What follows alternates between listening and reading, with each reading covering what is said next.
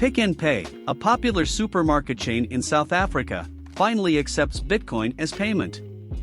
Welcome to CryptoLink channel. If you love getting news and updates about cryptocurrency, join our community by subscribing to our channel. You can tap the bell icon to never miss our new videos. If you enjoy our channel, kindly like and share it with your friends. November 1, 2022. A tweet from CoinDesk indicated. South African supermarket giant Pick n Pay is now accepting #Bitcoin payments from any Lightning Network-enabled wallet, according to a report. By @OniteCrypto. The Times in South Africa reports that one of the biggest grocery chains in that country, Pick n Pay, is now enabling customers to make payments with Bitcoin through any Lightning Network-enabled application.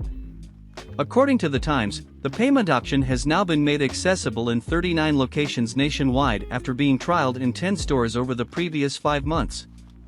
The Lightning Network is a Layer 2 scaling mechanism for the Bitcoin blockchain that shortens the time it takes to transmit a transaction and is also significantly less expensive than the regular Bitcoin network, making it more desirable to businesses. The process is just as simple and safe as using a credit or debit card to make a purchase.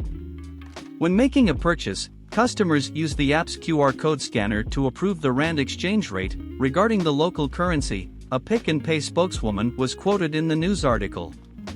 The representative stated, "The service price for each transaction is low, costing the user on average 70 C, about 4 cents, and taking less than 30 seconds. The article claims that Pick n Pay intends to gradually introduce the payment mechanism to each of its 1,628 locations. October 31, 2022.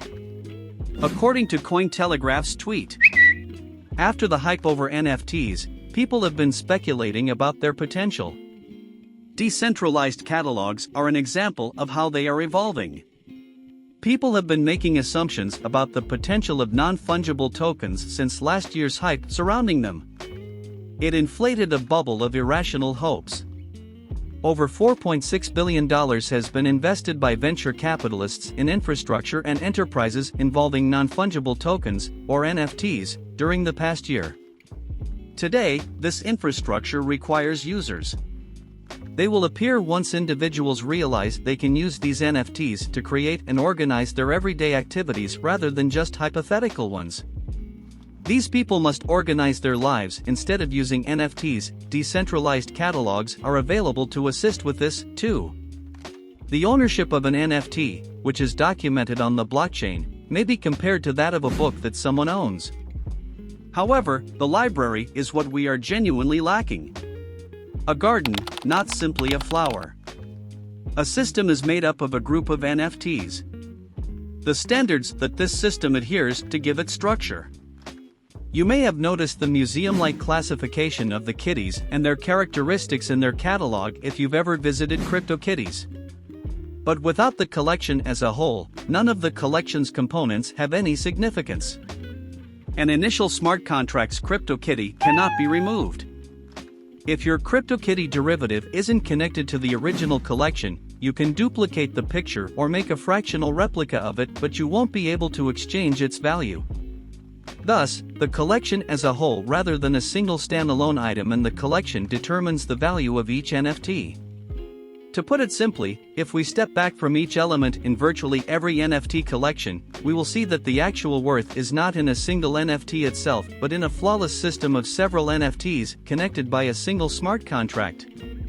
We understand we are in a well-planned garden after we stop looking at a single bloom when we do this. We are generating systematic lists of things publicly published on the blockchain decentralized catalogs while applying all standards methodologies and correctly organizing all the data. How decentralized cataloging may provide additional value. Guinness World Records, the Michelin Guide, and the IUCN Red List are familiar terms. To put it simply, they are all incredibly valuable catalogs. There is a management authority behind each one, and it commits its name and experience to enhancing the value of each subsequent catalog iteration. This strategy is viable even if the procedures for bringing additional items to centralized lists are opaque or even called into question. The major issue with these catalogs, though, is the extraordinarily high entrance barrier that prevents additional value lists from entering the market. However, we can simplify the process of creating useful catalogs with NFT infrastructure and a Web3 philosophy. A decentralized catalog's potential for value accumulation sets it apart from a regular list. You share ownership of the whole collection of CryptoPunks when you possess one. Although the CryptoPunk may symbolize your inner self, it is still simply a JPEG on its own. As we have previously learned, the worth of a collection is found in the collection itself, and this value is produced not only by the skill with which the character generator was designed, but also through the owners of the collection. We can create transparent, future-proof catalog systems by establishing an economy driven by co-ownership.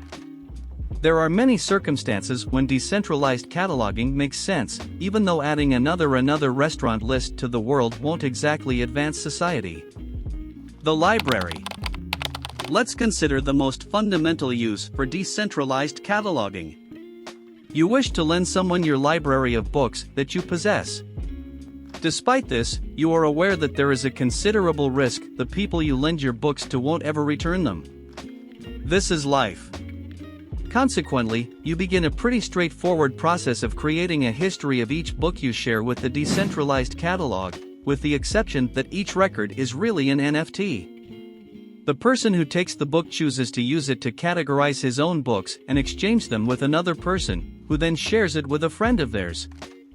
Your book sharing group will see online success in a few years as more and more individuals upload books to the collection. Big publishers will eventually join in as well, that is simply a matter of time.